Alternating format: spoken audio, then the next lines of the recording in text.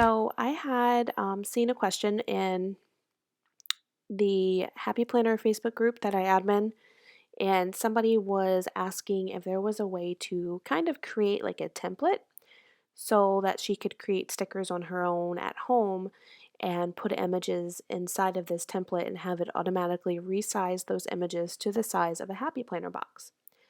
And I tried to answer. I'm always best at trying to explain something through a visual instead of typing it out because usually I just don't make any sense if I type it out. So that's why I wanted to make this video.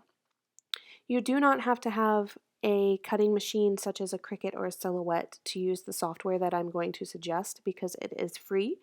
You can design in the software and you can print it out at home on your printer and then cut out your stickers by hand. You can go to the Silhouette website, and I will post a link in the description box below, and you can download their basic edition of their software for free, which is what I have open right here to show you. Once you have it downloaded and you open up the software, it's going to open up a new document for you automatically, and you just want to basically get started with it and click on the rectangle box over here on the left-hand side. So we want to draw a box, so just draw something, anything, it doesn't have to be perfect. Then I go back up here to the select tool, select my box again, and now I need to resize it to fit the Happy Planner boxes. You can do this two ways. You can either click on Object at the top of the page and go to Scale, or you can go over here to the little toolbar and click on this one, this little strange box doohickey, and that will take you to the same scale window. Now that you're in here, you want to change the height and the width. But first you need to uncheck where it says lock aspect, or it's going to try to constrain your proportions. The width of a Happy Planner box is 1.5 inches. The height that I normally use is 2.25 inches. That will cover the box, but will not cover the header. If you have one of the designs that has the morning, afternoon, and evening headers, it will not cover it. If you want your sticker to cover that entire thing, you would change it to 2.50. Hit apply, and now you have a box. First I will show you if you want to make an entire page of these, just to keep as a template for an entire page full.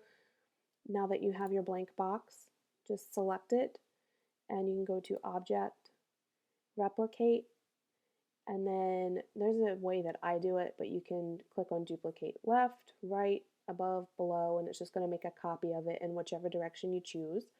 You can open up your Replicate Options window. There's all different ways to do it. Duplicate the same options, duplicate it left, right, above, or below. You can make a row of 4, so I will click on that. Now I have a row of 4 that's going to fit within the, well, mine, I use a machine, so it's going to fit within the area that I need. And then I can select all of those and make a column of 4. And whoops. And then it's going to make a full page, but because these are 2.5 inches tall, it's going to be too big for what I would need it for.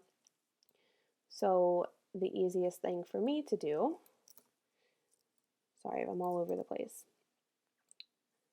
is now that I have this box, I just click on it. I use my keyboard shortcuts. On my Mac, I push Command and then the right arrow. And then I just put a little bit of space in between so that I have some leeway when I'm cutting. And then now I have a row of 4.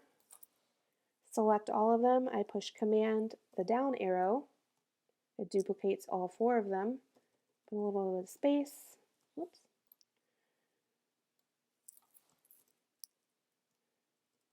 And then the same thing. So now I have what could be a full page. And then I can save it just like that.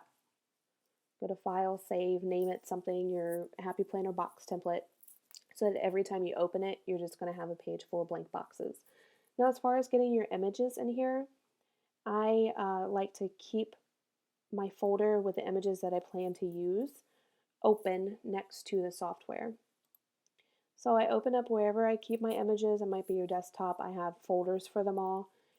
And basically, you just pick whichever one you want, click on it, and literally drag it over and drop it inside of the box, and it will resize it for you. Now, if you take it and you drag it over and don't drop it in a box, it's going to cover your entire page. Then I would have to go in and resize this. I could go over here, resize it just like the box, and make it 1.5 by 2.5, and then drag it into my box. But that's really a pain, and it's just too much work, so don't do that. Just drag it and drop it into the box. If you already have a design in there and you want to change it, you can just put a new one over top of it and it's fine. If you have something that has text in it that you want to use and you're worried about the text fitting right or resizing to look okay, it resizes your text for you. This one was kind of a wonky picture to begin with, so the Y is on the side. But I mean, there's really nothing else to it. It's that easy. You just drag and drop.